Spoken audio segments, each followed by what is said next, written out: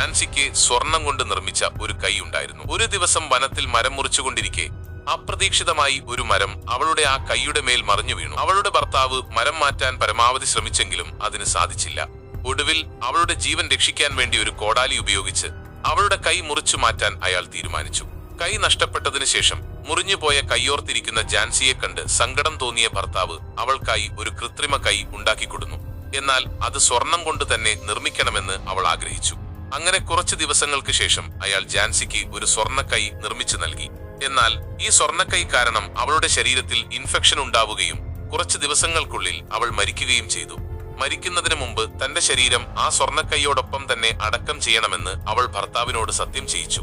അയാൾ അത് പാലിക്കുകയും ചെയ്തു. വർഷങ്ങൾക്ക് ശേഷം അയാൾ വല്ലാതെ ദരിദ്രനാവുകയും ജീവിക്കാൻ പണമില്ലാതെ കഷ്ടപ്പെടുകയും ചെയ്തു. ഒടുവിൽ അയാൾ ജാൻസിയുടെ കല്ലറക്കൽ ചെന്ന് അത് തോണ്ടാൻ ആരംഭിച്ചു.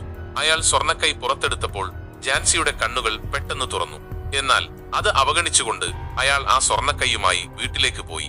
അന്ന് രാത്രി തന്റെ സ്വർണ്ണക്കൈ തിരികെ വാങ്ങാൻ ജാൻസിയുടെ ആത്മാവ് അവിടെ എത്തി. ഭയന്നുപോയ അയാൾ ആ സ്വർണ്ണക്കൈ അവൾക്ക് തിരികെ നൽകി. എന്നാൽ കൈകയിൽ കിട്ടിയ ഉടൻ തന്നെ അവൾ അവനെ അടിച്ചു കൊന്നു.